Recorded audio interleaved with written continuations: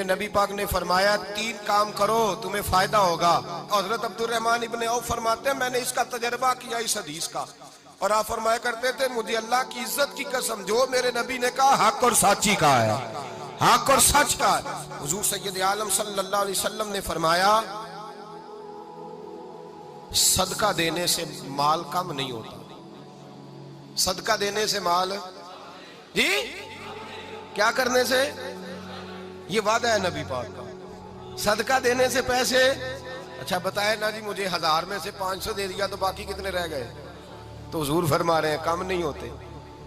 1000 دے دیا تو باقی کتنا بچا؟ نہیں بھائی, میرے محبوب فرماتے ہیں تو اللہ کے راستے میں ایک دے وہ تجھے 700 گنا کر کے واپس عطا فرمائے گا. نبی پاک نے فرمایا صدقہ دینے سے مال کم نہیں ہوتا, اور فرمایا معذرت کرنے سے عزت میں کمی نہیں آتی. معذرت کرنے سے عزت میں کمی, اللہ اکبر, معذرت کرنے سے عزت میں کمی. اور حد کر دی میرے حبیب نے, فرمایا تو رب کی رضا کے لیے عاجزی کر, تیرے نبی کا وعدہ ہے اللہ تجھے عزت عطا فرما دے گا. تو جھک جا اللہ کی رضا, عاجزی اختیار کر, سادگی اختیار کر, سادگی عاجزی کر, تجھے اللہ 2 باتیں اس میں ارشاد, ایک معذرت کر غلطی ہو جائے, اور دوسرا پہلے عاجزی کی بات سنیں. حضرت عمر بن عبدالعزیز بادشاہ تھے, سوئے ہوئے تھے, غلام بھی پاس آرام کر رہا تھا, مہمان بھی آئے تھے. غلام کی ڈیوٹی تھی ہر وقت حضرت کے پاس رہنا. اب سوئے ہوئے دیر ہو گئی, غلام بیچارہ تھوڑا تھوڑا اونگ آتے آتے سو گیا. حضرت چراغ روشن تھا, کچھ لکھ رہے تھے, مہمان بیٹھا تھا, خادم سو گیا. اب چراغ نہ آہستہ آہستہ گل ہو گیا, بجھ گیا. حضرت اٹھے, بوڑھے آدمی تھے, چراغ صحیح کرنے. مہمان کہنے لگے حضور میں نہ کر دوں, میں نہ کر دوں. کہنے لگے نہیں تم مہمان ہو, مہمان سے خدمت نہیں لی جاتی. تو اس نے کہا غلام کو جگائیے. فرمانے لگے ابھی تو بیچارہ سویا ہے اور نیند سے بیدار کر دوں. خود گئے, اس میں تیل دوبارہ ڈالا, بتی ٹھیک کی, جلائی, واپس آ گئے. وہ مہمان, اب بادشاہ کا مہمان بھی تو کوئی بادشاہ ہی ہوگا نا. کہنے لگا حضور آپ اپنے کام خود کرتے ہیں, کیا لفظ ہے, کیا حسن ہے, اور 2 جملوں میں کیا تاثیر ہے. آپ فرمانے لگے ہاں میں اپنے کام خود کرتا ہوں. جب میں گیا تھا تب بھی عمر بن عبدالعزیز ہی تھا, اور جب چراغ صحیح کر کے واپس آیا ہوں تو پھر بھی عمر بن عبدالعزیز ہی ہوں. میرے اندر کوئی تبدیلی آئی, میں وہی ہوں جو گیا تھا. حضرت سیدنا فاروق اعظم رضی اللہ تعالیٰ عنہ فرماتے میں بیٹھا تھا, اور ابھی 3 دن ہوئے تھے نبی پاک صلی اللہ علیہ وسلم کے وصال ظاہری کو. میں بیٹھا ہوا تھا, 2-3 بچیاں آ گئی, اور حضرت ابو بکر صدیق رضی اللہ تعالیٰ عنہ کے سامنے آ کے بیٹھ کے رونے لگی. جناب صدیق اکبر رضی اللہ تعالیٰ عنہ کا بچیوں روتی کیوں ہو؟ تو کہنے لگے آپ خلیفہ بن گئے ہیں. جب سے ہمارے ابا کا انتقال ہوا تھا ہمارا ذریعہ معاش یہ تھا کہ ہم نے بکریاں رکھی ہوئی تھی. آپ روز آتے تھے, بکریوں کا دودھ دھوتے تھے, ہم پی بھی لیتی تھی, بیچ کے گزارا بھی کر لیتی. اب آپ تو خلیفہ بن گئے, کون آیا کرے گا؟ تو حضرت ابو بکر صدیق فرمانے لگے تمہیں پتہ ہے جو خلیفہ ہوتا ہے وہ تو خادم ہوتا ہے قوم کا, میں آیا کروں گا. حضرت ابو بکر صدیق روزانہ اٹھتے عصر کے بعد اور جاتے, خلیفہ ہونے کے باوجود ان بچیوں کی بکریوں کو پکڑتے, دودھ دھوتے, ان کے گھر میں دے کے آتے. حضرت فاروق اعظم جب بھی دیکھتے تو کہتے ابو بکر تو پیچھے آنے والوں کے لیے رستہ بڑا مشکل کر رہا ہے, بڑا مشکل کر رہا ہے. جگر راہ وفا میں نقش ایسے چھوڑ آیا ہوں, میں جس منزل سے گزرا ہوں وہ اب تک یاد کرتی ہے. حضرت سلمان فارسی رضی اللہ تعالیٰ عنہ صوبے کے گورنر تھے, سادہ سا لباس پہن کر, سادہ سا, بس اسٹاپ پہ کھڑے تھے, جہاں سے لوگ اندر داخل ہوتے تھے, جہاں سواریاں باندھی جاتی تھی, آج ہم اپنے زبان میں اسے بس اسٹاپ کہتے. باہر کھڑے تھے, کوئی مہمان آ گیا کسی کا, اس نے دیکھا سادے سے کپڑے ہیں, خستہ سی حالی ہے, اس نے سمجھا کوئی کلی ہے شاید, معاذ کوئی ملازم ہے. کہنے لگا خادم ادھر آؤ, ادھر آؤ. آپ قریب گئے, کہنے لگے میرا سامان اٹھاؤ. امام غزالی فرماتے ہیں جب تو علم پڑھنے بیٹھتا ہے تو یہ بھی خیال کرنا تیرے اندر تکبر کا بوٹا نہ لگ جائے, عاجزی اختیار کرنا. عاجزی, سر پہ رکھا ہوا ہے سامان. حضرت سلمان فارسی نے, گورنر صاحب نے, اس آدمی کا, مہمان کا سر پہ سامان رکھا اور جا رہے. سنو اور غور کرو. جب جا رہے تھے جو آدمی بھی ملتا گورنر صاحب ہمیں دے دے. مہمان پریشان ہو گئے, کہنے لگے حضور آپ گورنر ہیں؟ فرمانے لگے نہیں, یہ تو میرا دنیا داری کا نام ہے جو ان لوگوں نے رکھا ہوا ہے. اصل میرا نام وہی ہے جو تو نے لے کے پکارا ہے، اصل نام وہی ہے. تو نے کہا غلام ادھر آ. آپ فرمانے لگے پہلے میں ایک یہودی کا غلام تھا، پھر رب تعالیٰ نے فضل کیا تو میں محمد عربی کا غلام ہو گیا، رسول اللہ کا غلام ہو. اور جب میں نبی پاک کا غلام ہوا ہوں تو اس سارے صوبے کا امام ہو گیا ہوں. تو اصل تو میں غلام ہی ہوا نا. دوسرا میرے نبی پاک صلی اللہ علیہ وسلم میں ایک تو عاجزی سے عزت ملتی ہے. تکبر سے عزت، وہ جو بندہ جھجکتا ہے نا تیرے نیڑے جانے سے، تو کہتا ہے میری بڑی عزت کرتا ہے، وہ عزت نہیں کرتا. شیر کی عزت ہوتی ہے کہ خوف ہوتا ہے؟ بولے نا تو نہیں نا ڈر لگتا. شیر کا کیا ہوتا ہے؟ خوف. اس کی عزت نہیں ہوتی. تو درندہ ہے، درندوں کی بھی کبھی عزت ہوتی ہے. تو جو آدمی ڈنڈے کے زور پر لٹکا کے ڈنڈا اور وہ لوگوں سے عزت کرا رہا، تو بھائی یہ تیری عزت نہیں، یہ تیرا خوف ہے. عزت عاجزی میں ہے، انکساری میں ہے. بولیے دوسرا میرے نبی پاک جاتے نہیں لوگ جھوٹے گواہ بن کے، عزت معاف. وکیل صاحب کو نہیں پتا ہوتا عزت کس چیز کہ میں؟ یہ بندہ مجرم ہے جو میرے پاس آیا. کیا مجرموں کے وکیل نہیں ہوتے؟ یہ حقائق ہے. بولے عزت بدلہ لینے کس نے؟ اس کو پتہ نہیں ہوتا وکیل صاحب کو کہ یہ صاحب مجرم ہے، میرے پاس مقدمہ لے کے آئے. اور اگر بے ادبی نہ ہو جائے تو میرا خیال ہے قاضی عدالت کو بھی پتا ہوتا ہے کہ مجرم کون ہے اور مظلوم. میرے نبی پاک صلی اللہ علیہ وسلم نے اس قدر زیادہ سختی فرمائی اس مسئلے میں. فرمایا جس کو پتا تھا کہ فلاں آدمی ظالم ہے، ظلم کر رہا، پھر وہ ظالم کا گواہ بنا یا اس نے ظالم کی مدد کی، کتنی کی؟ شارحین لکھتے ہیں چاہے اس نے ایک جملہ بول کے کی، چاہے ایک، سارے بولیے، چاہے ایک غریب کو اس نے ظلم کیا تو کہتے ہیں علاج یہ ہے، چاہے ایک جملہ بول کے کی. شارحین اس حدیث کی شرح میں لکھتے ایک جملہ بول کے چاہے مدد کی.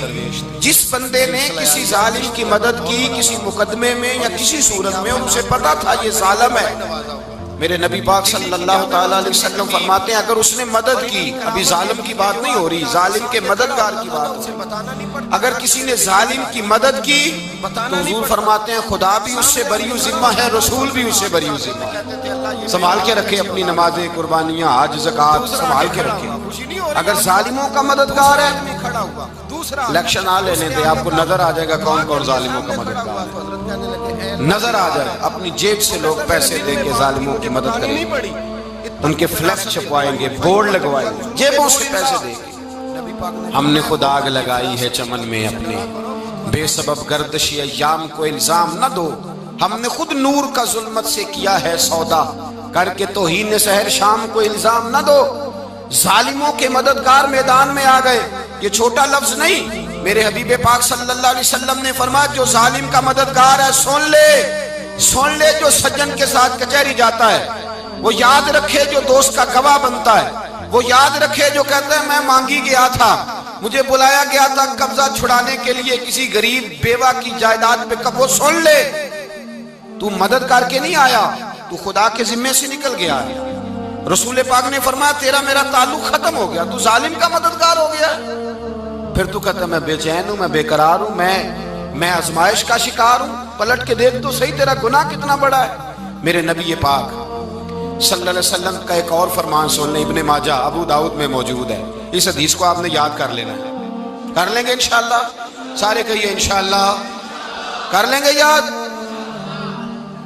حضور صلی اللہ علیہ وسلم نے فرمایا اگر تو ظالم کی مدد کرے گا نا، یہ لفظ دل کی تختی پہ لکھ لینا، یہ مکافات عمل ہے، مکافات عمل دنیا. ادھر کرو گے تو ادھر بھرو گے. فرمایا اگر تو کسی ظالم کی مدد کرے گا، سن لے حضور کا فرمان ہے، اگر تو ابن ماجہ ابو داؤد سیاہ میں موجود ہے، فرمایا اگر تو کسی ظالم کی مدد کرے گا تو رب تعالیٰ مرنے سے پہلے تیرے اوپر بھی ظالم کو مسلط کر دے گا. تیرے اوپر بھی ایک دفعہ ظلم ضرور ہوگا اگر تو ظالم کی، وہ کسی صورت میں بھی ہو سکتا ہے، کسی صورت میں بھی. تیرا بیٹا ہی اٹھ کے ظلم کر دے گا، تو الجھ جائے گا، کسی نہ کسی جگہ تیرے لیے تباہی کا سامان ہوگا، تیرے اوپر ظلم ہوگا، اس لیے کہ تو ظالموں کا مددگار ہے.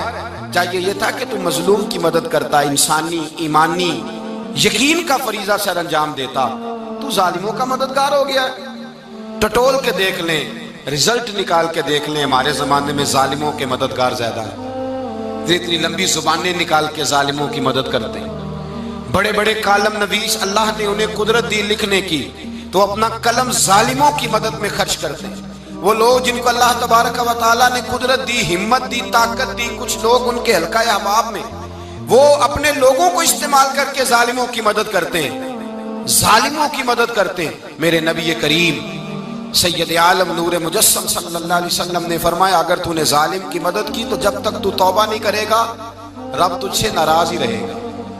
اللہ تجھ سے، او بھائی جس سے رب بھی ناراض ہو گیا، نہ کھانا نہ پینا نہ سونا نہ جاگنا نہ نیند، پھر تیری ہر چیز تیرے لیے آزمائش ہو جائے گی، پھر تیرا سایہ بھی تیرے لیے خوف کا سامان بنے گا، پھر زندگی جیتی جاگتی لاش بن جائے گی، تو اپنے کندھوں پر اپنی میت اٹھائے پھرے گا جب تو ظالم کا مددگار ہوگا۔ اور نبی پاک صلی اللہ علیہ وسلم نے فرمایا ظالموں کا مددگار بھی ظالم ہوتا ہے، ظالموں کا مددگار بھی، سارے بولے ظالموں کا مددگار بھی نہیں، کو نہیں، آپ سارے نہیں بولے، ایک دفعہ بولے ظالموں کا مددگار بھی، پکی بات ہے، ظالموں کا مددگار بھی۔ اللہ اکبر، جس کا یارانہ ہو، جس کا دوستانہ ہو، جو کہے میں نے نا اس کو اوکھے ویلے کے لیے ظالم کو یاد رکھا ہوا ہے۔ کبھی مشکل پر رکھے نہیں ہوئے لوگوں نے ظالم دوست، کہتے میں نے رکھے ہوئے ہیں، بلکہ ہمارے دیہات میں تو کہتے ہیں میں نے بازو بنائے ہوئے ہیں۔ کس کو بازو بنا لیا؟ ظالم بھی کبھی بازو ہوتا ہے، جو ظلم کی تلوار لیے میدان میں کھڑا ہے۔ قارون، حامان، فرعون، نمرود کا حال نہیں لوگوں نے دیکھا؟ اپنے زمانے میں آپ نے کتنے لوگ نہیں دیکھے جن کے سائے سے، آواز سے لوگ کانپتے تھے؟ پھر پولیس کی گاڑیوں میں وہ اس طرح مردہ پڑے کہ دنیا نے تماشا دیکھا ان کا۔ یہ رنگ ہم نے دیکھے نہیں اپنے آنکھوں سے۔ فرمایا ظالم کا مددگار بھی، جو کار میں بٹھا کے لے کے گیا وہ بھی ظالم، جس نے چائے پلائی وہ بھی، جس شخص نے کھانا کھلایا وہ بھی، جو کچہری تک ساتھ گیا وہ بھی، جس نے فلیکس کے نیچے، بڑے شرابی کے نیچے چھوٹی اپنی فوٹو لگائی وہ بھی، جو ووٹ کی پرچی ڈالنے گیا وہ بھی۔ کہہ دینا باہر نکل کے کہ حضرت صاحب نے سیاسی تقریر کی ہے، کہہ دینا، پر بات تو سچی ہے نا۔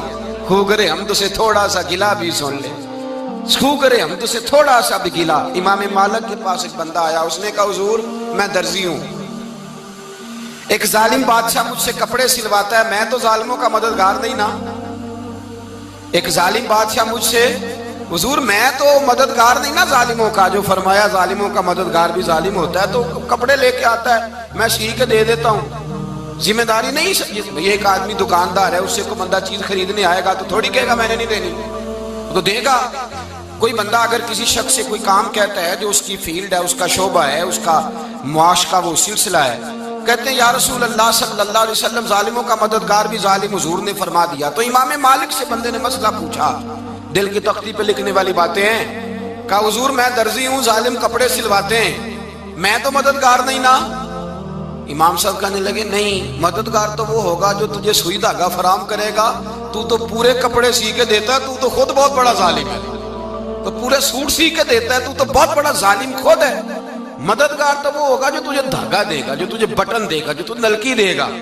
جو ظالم سے اتنی نفرت ظلم کر کے بندہ آئے، یہاں تو ہمارے زمانے میں ہیرو بن جاتے ہیں لوگ، ظالم ہیرو ہے، لوگ اس سے ڈرتے پھرتے ہیں، گھومتے پھرتے ہیں، اور بہت سارے کم مزاج لوگ اس کے پیچھے ہاتھ باندھ کے پھرتے ہیں۔ ظالموں کی مدد کرنا، ظالموں کے ساتھ رہنا، یہ ظلم ہے، ظلم، یہ زیادتی ہے۔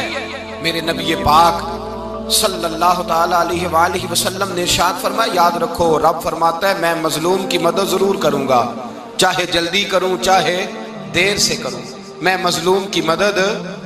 اور حضور صلی اللہ علیہ وسلم نے فرمایا ہے، حضرت معاذ بن جبل کہتے ہیں حضور نے مجھے یمن کا گورنر بنایا، جب میں جانے لگا نا تو حضور نے بڑی نصیحتیں کی، بخاری میں موجود ہے، فرماتے ہیں جب میں پلٹنے لگا تو میرے رسول نے فرمایا معاذ ایک منٹ ٹھہر جا، ایک بات میری یاد رکھنا، اس کو نہ بھولنا۔